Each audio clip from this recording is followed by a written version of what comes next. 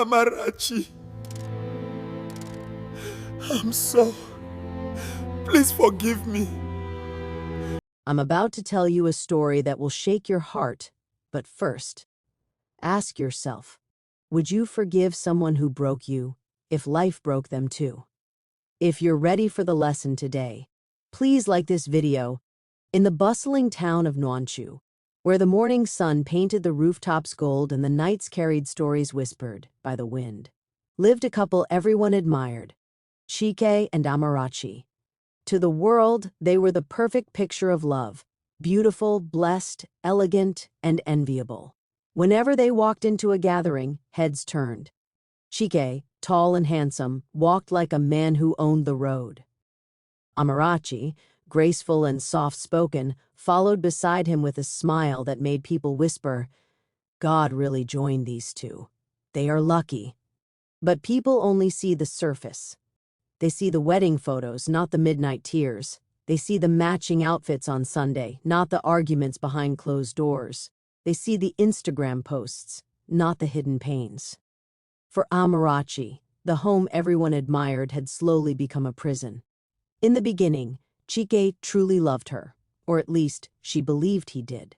He pursued her like a man possessed, sending flowers to her office, driving long distances just to see her, promising her a future full of joy. And Amarachi, gentle and trusting, had fallen deeply. But marriage sometimes reveals the true person behind the mask. Soon after the wedding, CHIKE started changing. The sweet man who used to beg her just to take a sip of water became the same man who barely noticed her existence. He started going out more. He came home late. He became careless with his lies and bold with his cheating. At first, Amarachi tried to talk to him. "CHIKE, are you okay? Talk to me." But he would shrug her off. "Amara, leave me alone. Every time nagging, let me breathe." The distance grew. The laughter died. Their home became heavy, filled with silence, suspicion, and secrets. Yet every Sunday they sat together in church holding hands. Image mattered. So good Reputation together. mattered. Love, however, was slowly drowning. CHIKE was cheating, and not with one woman. There was one particular girl he was obsessed with. Her name was Zara, young, flashy, carefree, the type that loved soft life and soft lies. CHIKE spoiled her with the money he and Amarachi struggled to earn together. New phones, new wigs, weekend trips to hotels, private dinners in hidden places. Whenever Amarachi asked about the missing money from their joint account, CHIKE would bark, "Amara, stop questioning me. I'm the head of this house." But she knew. A woman always knows. She cried many nights, silent tears buried in her pillow. Because if she cried out loud, the neighbors would hear. Even when she suspected the cheating, she kept praying, "God, please save my marriage. Let my husband return to me." But CHIKE was getting deeper into his sin, blinded by pleasure, poisoned by pride, convinced that he was untouchable. He thought nothing could ever happen to him. He thought life owed him protection. But life is not blind. Seeds eventually grow, good or bad. One Friday morning, CHIKE dressed carefully, wearing a crisp white shirt and a perfume Amarachi had bought for his birthday. He looked handsome, too handsome for a regular workday. Amarachi watched him with a sinking heart. "Are you traveling?" she asked softly. "Yes," he replied without meeting her eyes. "Business conference in Enugu. I'll be back Sunday." Deep down, her heart already knew the truth. There was no business conference. There was Zara. CHIKE left with a small suitcase, one Amarachi had packed for him months ago during happier times. As he drove off, Amarachi stood by the window watching their car disappear down the street. Her heart whispered, "Lord, protect him, even if he has hurt me." Meanwhile, CHIKE was driving to meet Zara at a luxurious resort. They laughed together, drank, swam, and posted pictures privately to each other. He didn't call Amarachi for 2 days. She waited anyway. Love makes even strong people weak. On Sunday evening, CHIKE and Zara were returning from their trip. They were arguing. Zara wanted him to leave his wife. "CHIKE, I'm tired of hiding. You said you love me. Prove it." Zara, don't start, he snapped. You know I can't just walk out of my marriage like that. My family. Your family? She screamed. Is that not the same woman you insult every day? The same woman you said you don't love? CHIKE gripped the steering wheel angrily. He didn't see the tanker trying to make a sudden U-turn. Everything happened fast. A blinding flash, a screech of tires, a shattering impact. Then, silence. Zara died instantly. Her seatbelt had snapped. Her body was thrown violently against the windshield. CHIKE survived, but when he woke up in the hospital, he couldn't feel his legs. The doctor looked at him with sad eyes. Mr. CHIKE, I'm sorry. The spinal CHIKE, the cord damage injury to your is spinal severe. cord is permanent. You won't be able to walk again. No, His world collapsed. I don't believe Everything you. he believed made him a man, pride, strength, control, was taken from him in one night. He cried. For the first time in years, he cried. When Amarachi walked into the hospital room and saw him in the wheelchair, her heart broke in two. Part of her felt pain for him. He was still her husband. Another part of her felt the sting of betrayal, the lies, the humiliation, the disrespect. She didn't shout. She didn't curse. She only whispered, "CHIKE, what happened to you?" He couldn't look at her. He couldn't speak. He only cried. The truth was too heavy. The shame was too deep.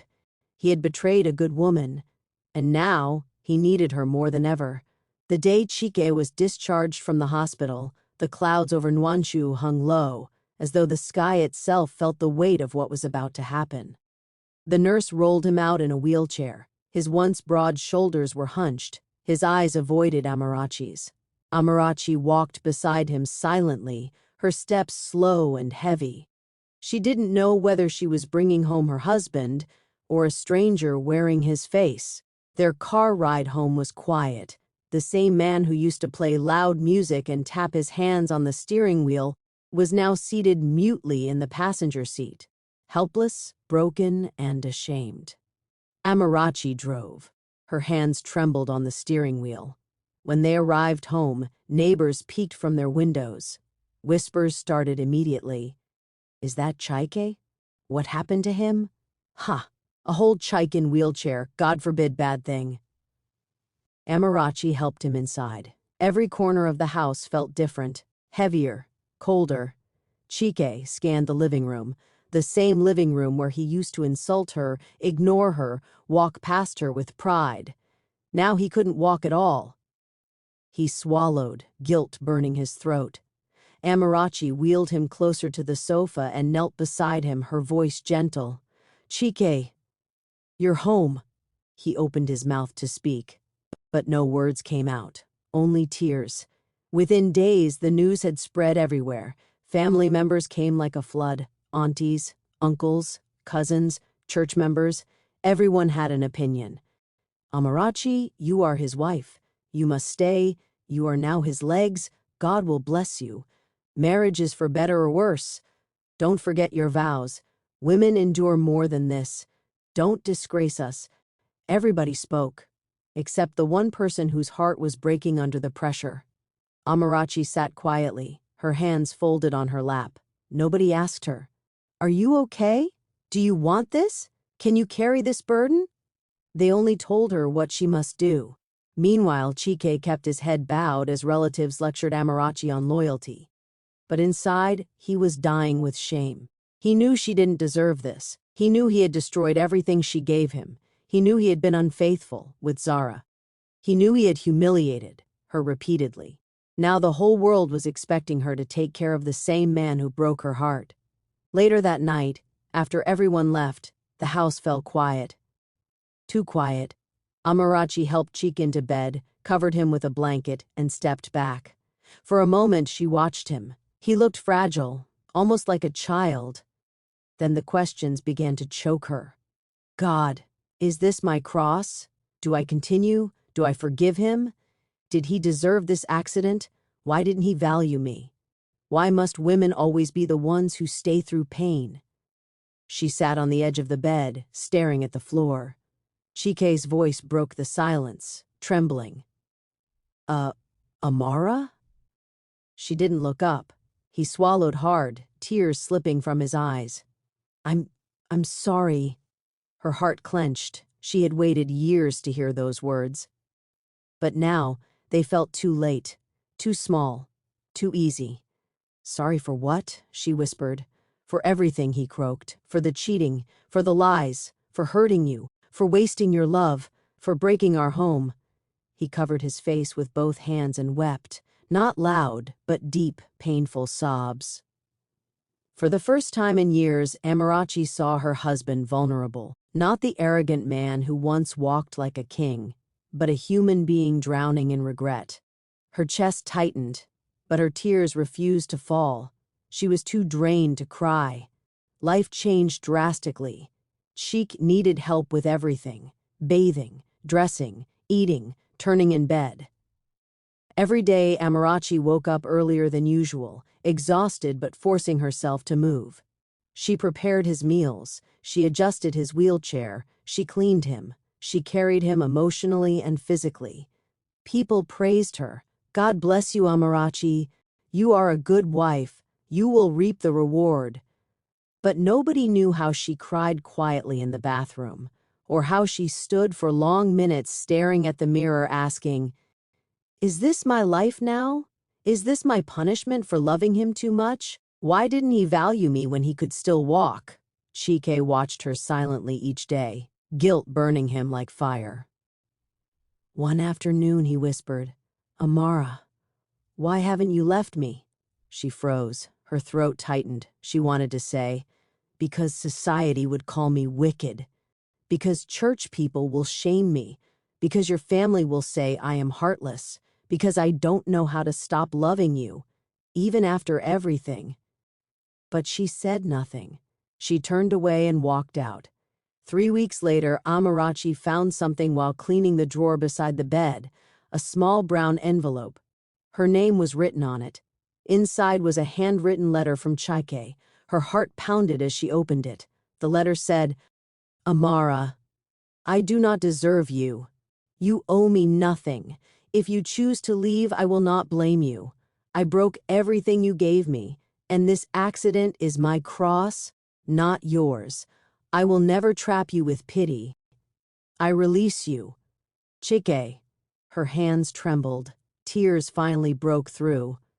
For years she had begged for his love, begged for respect, begged for loyalty. Now the same man was telling her to leave him. She sat on the bed, letter in hand, sobbing uncontrollably. For the first time, she realized she had a choice: stay or leave. Carry the burden of a man who betrayed her, or walk away and let him face the consequences of his actions. Her heart was torn. Love fought with pain. Duty fought with dignity. Compassion fought with justice. The night swallowed her tears. She knew that the next morning, she would have to decide. The next morning, Amarachi woke up with swollen eyes. She barely slept.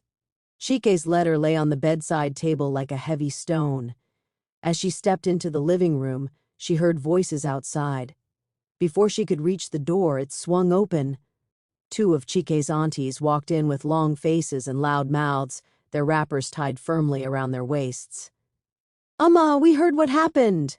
A whole married woman crying like a widow. You must be strong. Your husband needs you." Amarachi's stomach tightened. She hadn't even told them she was thinking of leaving. Then one auntie lowered her voice dramatically. "Marriage is endurance, my daughter. Even if a man cheats, you stay. Even if he breaks your heart, you stay. Even if he becomes crippled, you stay." The other added, "Do you want people to call you a wicked woman? You want to abandon a helpless man?" The words pierced Amarachi like knives. Wicked? Helpless? Abandon? Nobody asked why she was hurting. Nobody asked what she wanted. Nobody asked how she felt living with the consequences of his sins. They only spoke to shame her into silence. Amarachi inhaled deeply. Something shifted inside her, a strength she didn't know she had. "Thank you," she said quietly, not arguing. But in her heart, the fire had started burning. Later that day, Amarachi entered the bedroom with a bowl of food for CHIKE. She found him staring at the ceiling, tears streaming quietly down his face. Without looking at her, he whispered, "Amara, I can hear everything." She froze. He swallowed hard. His voice cracked. "My aunties. They came here to force you to stay with me. They came to trap you with what I caused." He turned his face toward her, eyes red. "I don't want that. I don't want your life to end because of me." Amarachi set the tray down, her hands shaking. "Chike, please stop." "No," he whispered. "I won't let them decide for you. I know the pain I caused. You begged me so many times, and I treated you like nothing. I put Zara above my own wife." He took a deep breath, voice trembling. "I'm crippled because I was following sin. Zara is dead because of me, and now you are suffering because of me too. This is not your punishment. It's mine." The room grew quiet. Amarachi's chest tightened with emotions she didn't know how to name. Guilt, anger, compassion, love, fear, all tangled together like a knot she could not untie. That evening, Amarachi sat beside CHIKE. "Tell me what really happened," she whispered. Her voice was soft, but firm. I know I messed up. There's no excuse for what I did, for cheating on you. I am truly sorry. She closed his eyes. He had avoided this moment for weeks. But now he owed her the truth. "I wasn't in Enugu," he said slowly. "I went on a trip with Zara." The name hit Amarachi like a slap. Her heart stumbled. He continued, "We argued in the car. She wanted me to leave you. I refused. I told her I still loved you, even though I didn't treat you like it." Amarachi's breath hitched. Loved? Did he even know what love meant? Chike's voice broke. She grabbed the steering wheel. "I lost control. The tanker hit us. She died immediately." He wiped his eyes with trembling hands. "I should have died too. I deserved it. But I lived, and now I'm here, ruining your life." Silence filled the room, thick, suffocating. The truth finally lay between them like shattered glass. Amarachi closed her eyes tightly. This was the man she prayed for, the man she fought for, the man she begged God to change. But he hadn't changed, until life forced him to. At midnight, Amarachi sat alone in the living room. The house was dark except for a faint light from the lamp. Her hands trembled as she held Chike's letter again. Every line tore her open. She whispered through tears, "Lord, what do I do?" She remembered the good days, the early days of their love. She remembered how he used to carry her on his back, how he used to cook for her, how he knelt to propose under the rain. She remembered how he used to pray with her in the morning. And then she remembered how everything changed, how he started coming home late, how he started lying easily, how he disappeared for days, how she found a strange earring in his car, how he raised his voice at her, shaming her for insecurity. She remembered crying silently at night. She remembered begging God to help her keep her home. And now he was helpless. Now he needed her. Now everyone expected her to be the good wife. But who had been good to her? She placed her hands on her face, shaking with sobs. "Do I stay, or do I save myself?" Her heart and her mind were at war. Her love was real, but so was her pain. The next morning, Amarachi looked strangely calm, as if the storm inside her had settled. She walked into the bedroom where Chike was already awake, sitting quietly in his wheelchair. His eyes searched hers nervously. She stood before him. "Chike," she said gently. His breath trembled. This was it. Her voice softened. "I read your letter, and I heard everything you said yesterday." He swallowed. "I want to do what is right." I am not abandoning you, but I need space. I need time. I need time. She continued. Chike nodded slowly, bracing for the worst. "But I also must do what brings me peace." Now he lifted his eyes, terrified. Amarachi stepped closer, her voice shaking. "You hurt me deeply. You broke our home. You made me question my worth. You betrayed my trust." Every word stabbed him. Tears pooled in his eyes. "But I also see your pain, and your regret, and your brokenness." CHIKE covered his mouth, sobbing silently. Amarachi continued softly, "And I don't know yet. I truly don't know if I can stay." CHIKE's heart shattered, but she wasn't finished. "I'm not leaving today," she whispered. "I'm not abandoning you. But I need time, time to heal, time to think, time to decide who I am outside your shadow." She stepped back, breathing shakily. "I won't let anyone force me. Not your family, not society, not pity, not guilt." She wiped her tears. "The decision will come from my heart, not from pressure." CHIKE bowed his head and wept openly. Not because she said she might leave, but because, for the first time, she was choosing herself. 2 weeks passed. Amarachi cared for CHIKE, but something had changed. She was gentler, but distant, quiet, but not broken, present, but not attached. She fulfilled her duties, but her heart was in a different place, searching, questioning, healing. CHIKE noticed the difference in every movement she made, how she avoided his eyes, how she prayed alone, how she took long evening walks outside the compound, how she spoke less and breathed deeper. One morning, Amarachi came into the room holding a small travel bag. CHIKE's heart dropped. "Amara?" His voice trembled. She sat down on a chair beside him. "I'm going to my mother's house for a while," she said softly. "I need peace. I need space. I need clarity." He gripped the sides of his wheelchair, fear choking him.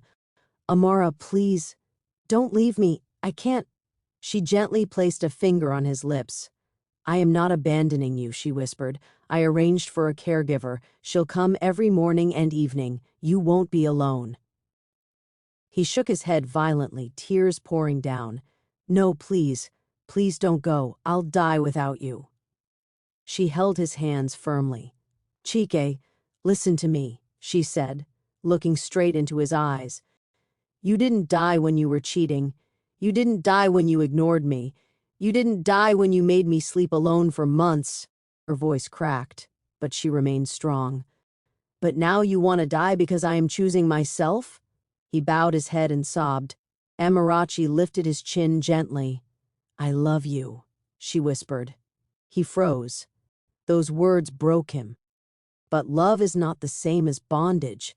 I won't stay in this house because people are watching. I won't stay because they want to call me a good wife. I won't stay out of pity." She took a deep breath. "I will only stay if my heart returns here, and right now it is too wounded." She stood up and wiped her eyes. CHIKE cried openly, helplessly, heartbreakingly. But Amarachi didn't turn back. She walked out of the house with her bag, and the door closed softly behind her. The house that once echoed with arguments now became unbearably silent. CHIKE rolled himself through the rooms, feeling the emptiness pressing on him. He saw her apron still hanging in the kitchen, her slippers beside the bed, her favorite mug on the table, her scarf on the couch. Everything reminded him of what he had taken for granted. Every object became a sermon. Every memory became a punishment. One night, as he lay alone on the bed, he whispered, "God, give her peace. Even if she never returns, please heal her heart." It was the first selfless prayer he had said about her in years. At her mother's house, Amarachi began to feel something she hadn't felt in a long time. Lightness. She slept without tension. She laughed with her younger siblings. She cooked meals without rushing. She prayed with clarity, not confusion. She took long walks. She journaled. She breathed deeply. Her mother didn't force her, or judge her, or pressure her. She simply said, "My daughter, peace is priceless. Whatever decision gives you peace, choose it." For the first time, Amarachi felt like her soul was being washed clean. Days turned to weeks, weeks turned to 2 months. CHIKE never called to beg. He never sent people to harass her. He only texted once every few days. "Hope you are fine. May God strengthen you. I pray your heart heals. Thank you for sending the caregiver. Little by little, Amarachi noticed something. The CHIKE texting her now was not the same CHIKE she married. This one was humble, broken, listening, soft, God-fearing, gentle. But she still didn't return immediately. Healing takes time, and wounds stitched too early reopen in silence. One Sunday evening, Amarachi visited the house to pick up some of her belongings. When she opened the door, she saw CHIKE in the living room, reading his Bible out loud. Slowly, imperfectly, but sincerely. He didn't hear her come in. He was reading, "Create in me a clean heart, O God, and renew a right spirit within me." Psalm 5:110. Her eyes softened. For a moment, she saw not the man who betrayed her, but the man he used to be, the man who prayed with her during the early days of their love. CHIKE turned and froze. His eyes filled instantly. "Amara."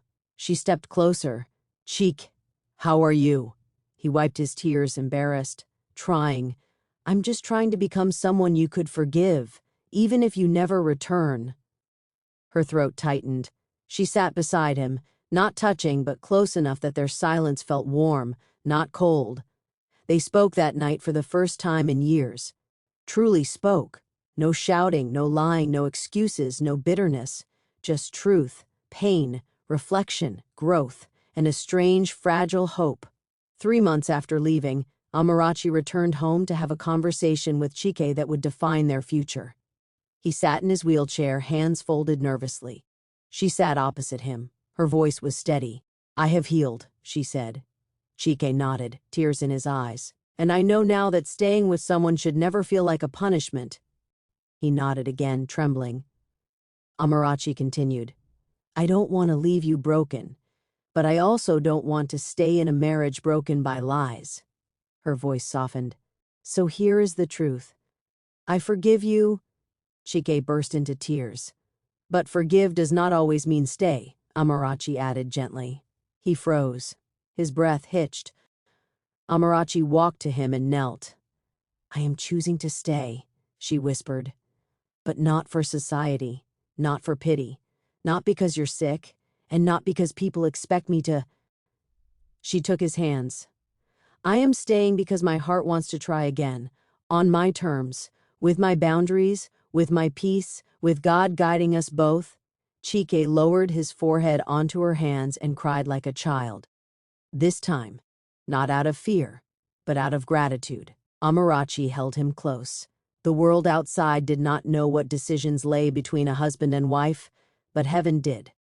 And heaven saw 2 broken people trying sincerely to rebuild something that once fell. Life will test love, sometimes in ways we never expect.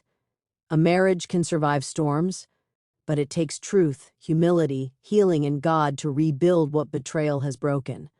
Then the final question: if it were you, and the person who betrayed you became crippled, would you stay, or would you walk away to protect your peace?